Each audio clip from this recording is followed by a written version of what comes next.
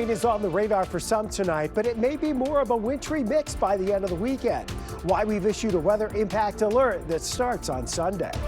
A sidewalk squabble. The only concern we have about sidewalk vendors is when they operate till 4 o'clock in the morning. Tonight, the battle over the nightlife in downtown St. Louis. Our top story, anger and frustration over a data center debate shut down before it even started. Bottled up emotion just ready to explode. This is 5 Minutes Night at 10. I'm Kelly Jackson. Mike Bush has the night off. Within the last few hours, tensions were high in Pacific over a proposed data center as the Planning and Zoning Commission canceled a public hearing in front of a packed auditorium. 5 Minutes Night's Laura Barcheski was in Franklin County. She has reaction from residents and city officials. Hundreds of people showed up to Pacific High School for a planning and zoning meeting all over a proposed data center in Franklin County. But something happened that I've never seen happen before at one of these meetings. It was over just as soon as it started at the request of the developer who didn't have appropriate documentation to move forward. We're not going to have the public hearing tonight because the applicant has withdrawn and requested it to be tabled. So there will be no public hearing tonight.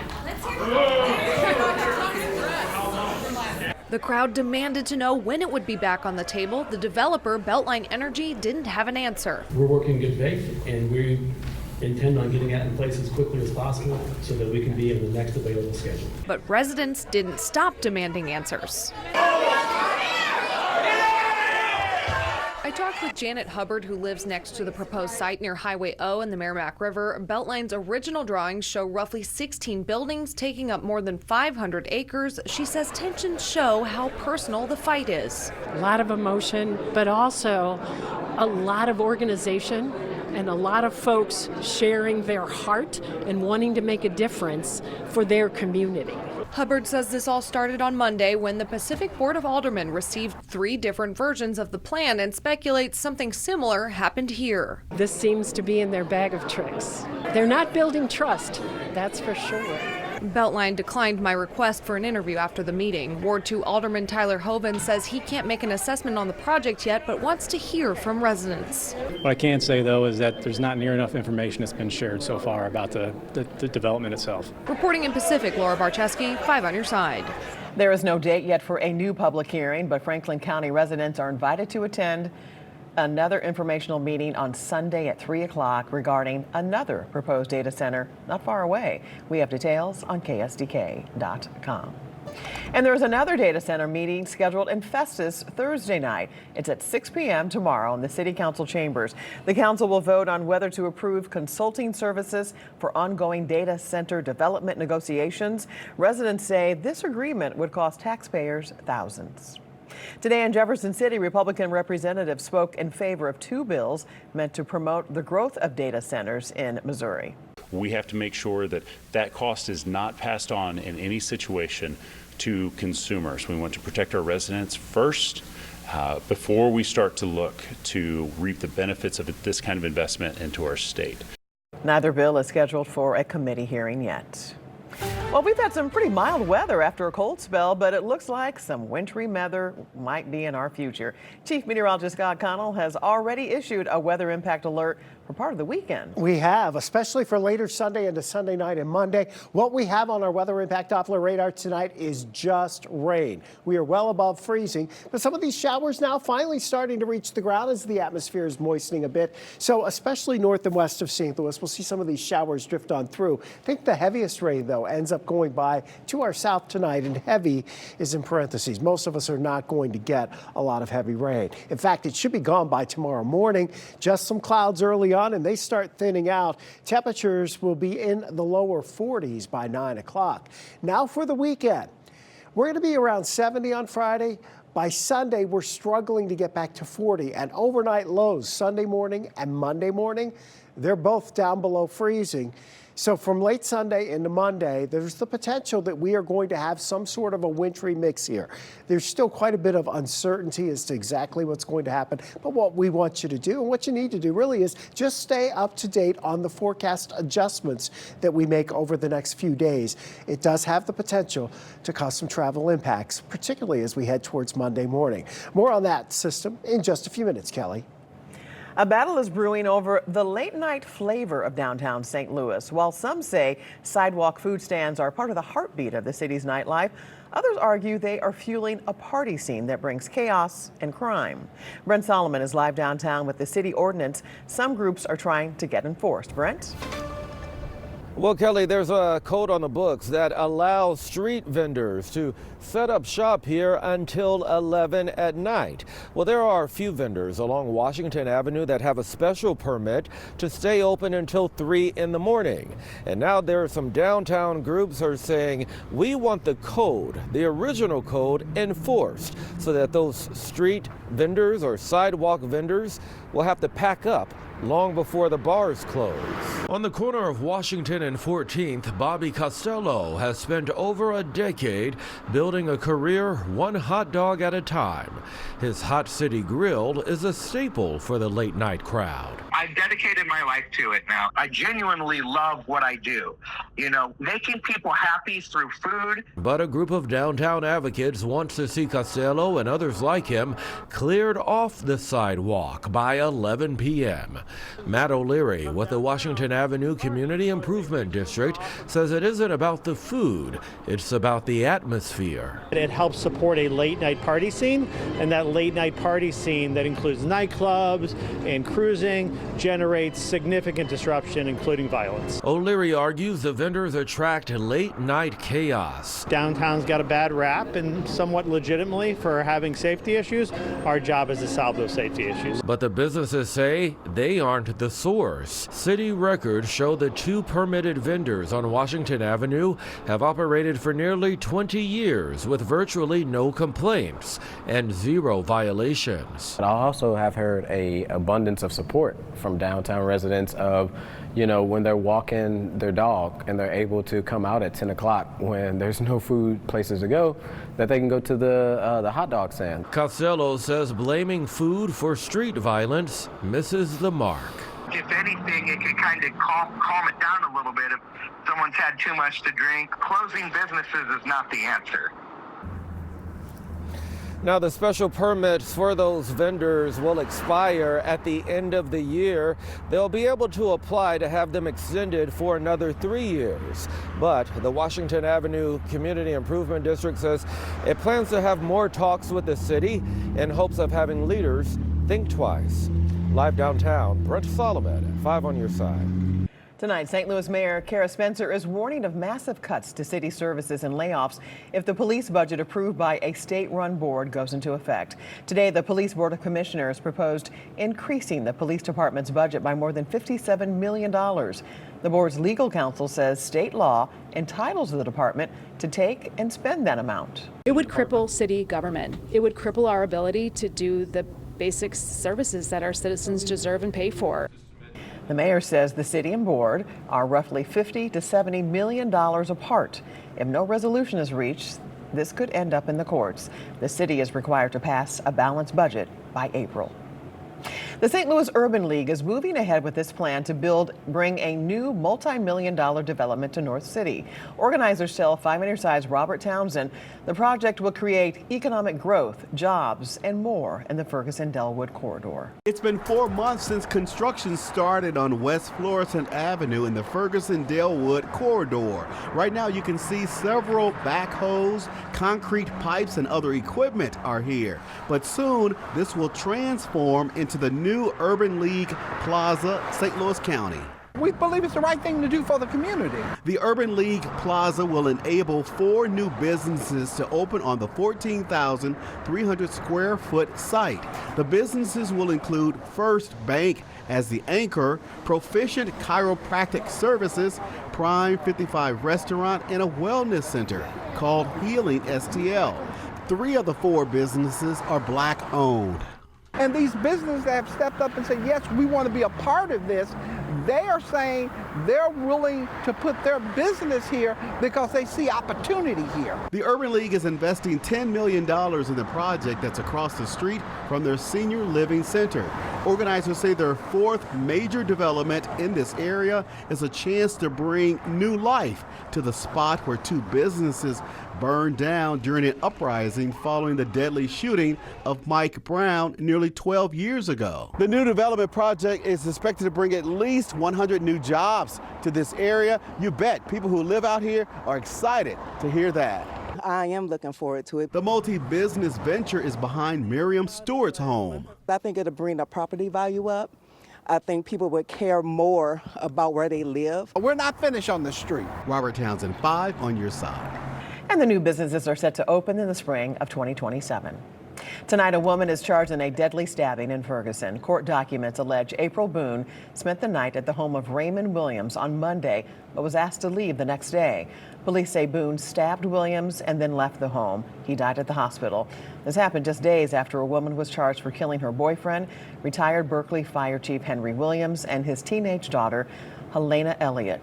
Experts say men are less likely to seek help after domestic incidents like these.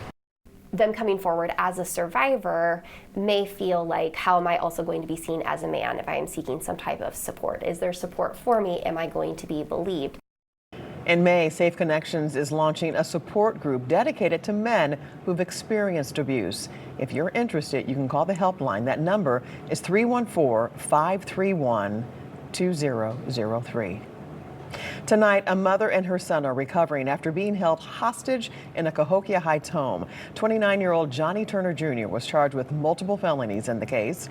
Police say Turner held a boy with disabilities and his mother hostage for multiple days and beat them repeatedly. The woman's son was able to escape and ran to the hardware store across the street for help. This resulted in a 5.5-hour police standoff. Turner is in jail without bond. Serving up scams. Tonight, spotting the tricks of social media companies trying to cash in on deal-hungry users. Fighting the flu, a new shot under review, promising stronger, faster, and better protection. Rain showers tonight, quite a warm end to the week, and then big changes over the weekend. This has us in a weather impact alert starting Sunday. We're breaking down the timing and impacts of this changing pattern in 6 minutes. Well, tonight we know Club Imperial in North St. Louis will definitely be torn down. However, there is still not a demolition date for the dilapidated building where Tina Turner and Chuck Berry once performed. The city's Land Reutilization Authority approved funding for the demolition today. Now the project is out for bids. There will be one more approval meeting before a date is set. The city plans to save pieces of the former club to create a historical marker at the site. That easy money or rapid weight loss ad in your social feed may actually be a scam. Fraudulent ads are allegedly making social media companies billions and leaving consumers on the hook. Michelle Lee explains why the problem isn't going away in tonight's Making Ends Meet. Thomas in Utah had his credit card information stolen after buying but never receiving a product advertised on Instagram. The items Teresa from Nebraska bought through a Facebook ad were not at all like the ones in their photos. Consumer Reports says stories like these submitted to its website are becoming more common. People reached out to us. Yeah, I saw this ad on Facebook. Seemed too good to be true. And guess what? It was. Reuters says its investigation found that a large number of ads on Meta's social media sites were scams served up by users by Meta's algorithm.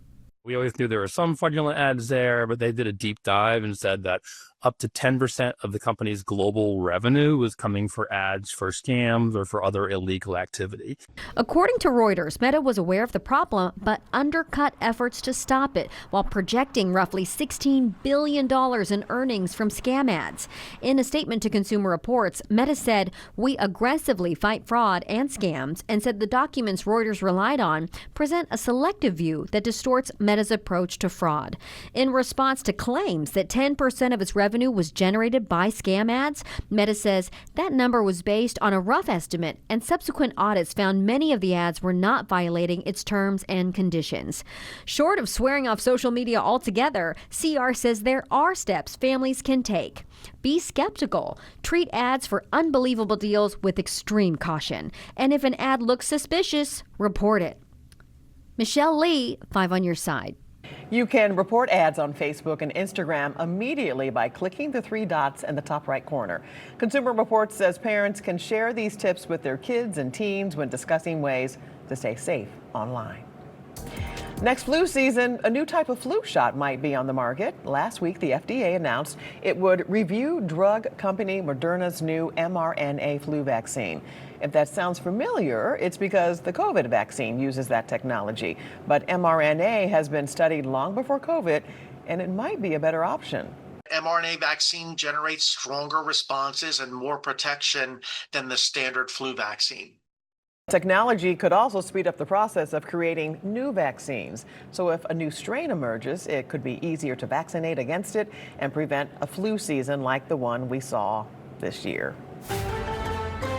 Chief Meteorologist Scott Connell's here with the weather impact forecast. Nice mild day today, but looking ahead the next couple of days, by the weekend, a little iffy. Yeah, the weekend is looking much, much different. You know, today we were in the 50s, tomorrow we're in the 50s, low 70s on Friday. You've got to enjoy Friday. Do whatever you can to enjoy Friday, because by Sunday, we're down into the 30s for highs close to 40. We're below freezing Sunday night into Monday morning. We have our weather impact alert. We've shaded it red here Sunday going into Monday. There is going to be some sort of a wintry mix across the area. I can't tell you the exact specifics. It's more likely north of Interstate 70, but especially later Sunday into Monday morning, the roads may become slick in spots. Now, what you need to do at this point, obviously, we're 4, 5, 6 days from this all transpiring. Things will change. So keep checking back on the forecast as we make those adjustments as it becomes a bit clearer as to what will happen. In the meantime, these are rain showers pushing at us from the north and west. Couple little spritzes here, perhaps in North St. Louis County, heading over into Madison County. Most of it's been back to our west. It's dropping southeast bound. It's not going to amount to much. This is not a drought busting kind of rain. But what we see going into next week, that pattern certainly is going to put a dent in the drought. Here's most of the rain sliding by to our south as we head through the wee hours. By tomorrow morning, the vast majority of us are waking up to just partly cloudy skies. By 9 o'clock, we're clearing out from the north and west. It ends up being a fantastic afternoon. Mid-50s, the wind's fairly light, and plenty of afternoon sunshine. There's your beautiful Friday at 72. Saturday, 62. That's probably a midday high. Temperatures start dropping. And by Sunday and Monday, we're only around 40. That's quite a shock. It's because of this cold front dropping south during the day on Saturday. Then more energy comes at us from the south and west, spreading moisture over that colder air. So we don't know at this point, this far out, what the cold air looks like at all the different levels, how thick it's going to be.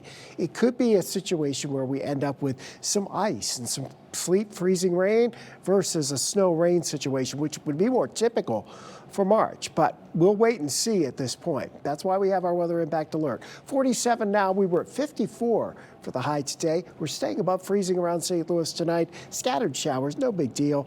Your weather impact alert, that's for later Sunday into Monday. We do anticipate some slick spots developing, especially along and north of Interstate 70. Now listen, if that colder air is deeper and gets a little more oomph to it, it's liable to slide a little farther south as we head through the course of Sunday into Sunday night, and that could change that profile a bit. So we'll just say a wintry mix right now, and we'll keep you updated as time goes on. That oomph needs to go away. Yes, you're not kidding. Okay. Here's Frank with sports. Kelly, the Blues are back. The trade deadline is looming, and we will take you to Florida for a look at the future of the Cardinals, and the Stars were out at Chaminade tonight.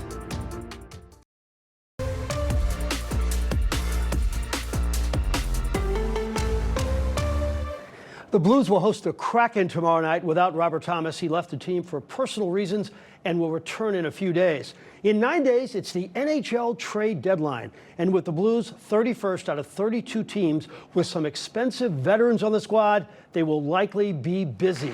Jim Montgomery and the Blues skated today at Centene. Some of the Olympians have returned. There's Philip Broberg. There's Piers Suter.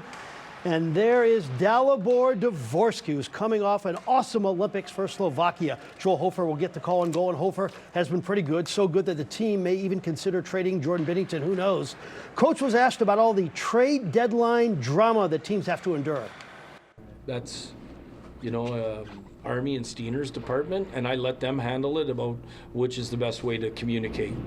If there's a need to communicate it. Mostly everybody's been through it before except for the young guys.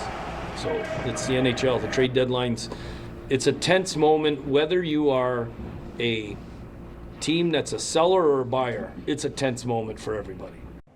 The chances of the Cardinals having a winning season are not good. Most experts are predicting 70 wins or fewer.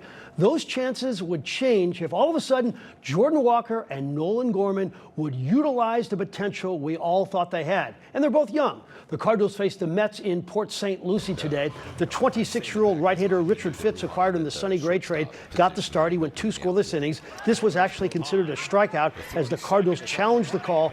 Get ready to see this all season long. And let's hope we see a lot of this all season. Nolan Gorman displaying Herculean strength. Carter was a little low, a little outside, and it's also a lot of home run. A 3-run blast. Cardinals beat the Mets 6-0. That's the present for the Cardinals. Zach Parnes looks into the future. We've heard it all offseason long. This Cardinals team is young, which means the next generation is at the forefront. And there's no bigger pitching prospect right now for the Redbirds than first-round draft pick Liam Doyle. What's this experience just like in general? I mean, it had to be a dream of yours for so long. Now to actually live it, what's it like? Sometimes it doesn't even feel real still. And I'm a kid from New Hampshire that played baseball his whole life. It's so surreal almost every day.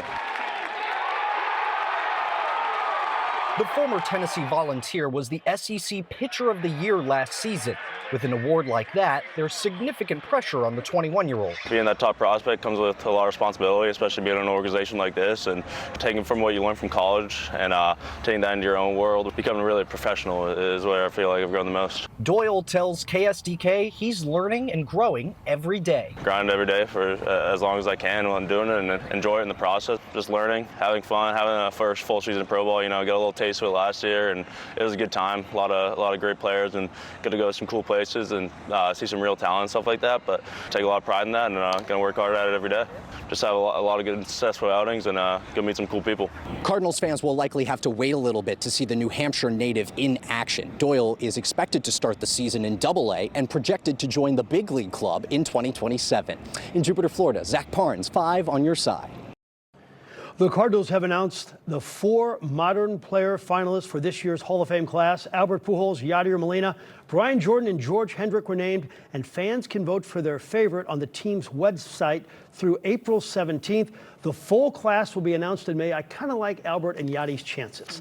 Look at this crowd at Chaminade tonight for the Summit Showdown with Webster Groves. Many came to see this show. Scotty Atkinson, the star at Webster, he goes inside.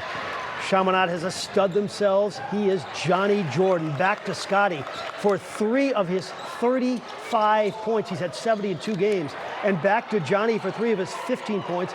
He had 10 assists, and Chaminade wins it 81-66. They are now 21-5. Kelly, I've been to 4 high school basketball games in the last 2 weeks. It's standing room only for every game. I mean, we are a heck of a high school basketball town. We really are. They are just packing the house. Wow. Okay, one question about the Cardinals, though.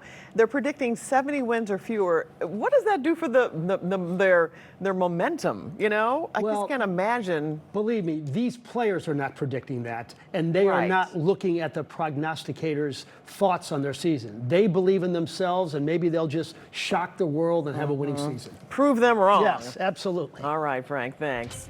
All right, more monkey business in the St. Louis area. The unconventional pet that found itself in a sticky situation. Wrap up Black History Month with 3 new specials on our free streaming app. We have a local special featuring original reporting from 5 on your side. You can also take a look at the origins of Black History Month and learn about the NBA's first African-American players. To watch this and more, scan that QR code that you see on your screen or search KSDK in your app store.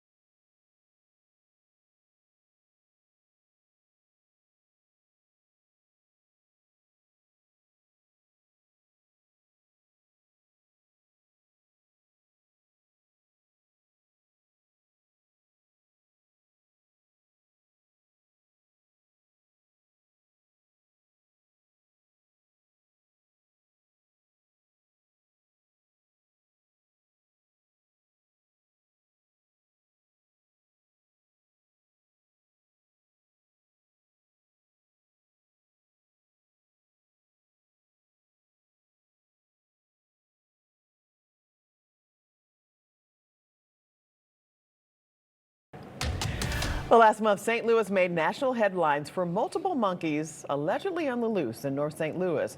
We never got any confirmation on whether these monkeys were actually real or if the viral photos were AI generated. But earlier this week, a different monkey was found in a garage in Jefferson County, and that monkey is confirmed to be real. The homeowner took this video of a pet capuchin monkey trapped in her garage.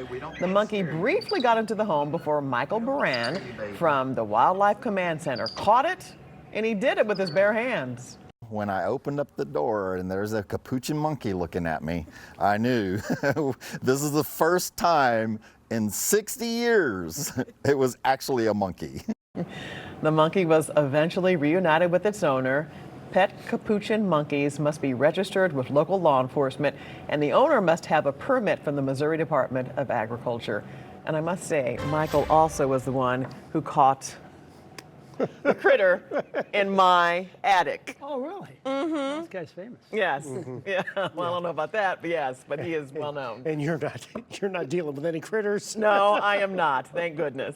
Here's our weather impact alert for Sunday into Monday. It's really Sunday night into Monday morning. There could be some travel issues. Still working out the forecast on it, so stay tuned. All right. Thanks for joining us for 5 on your side at 10.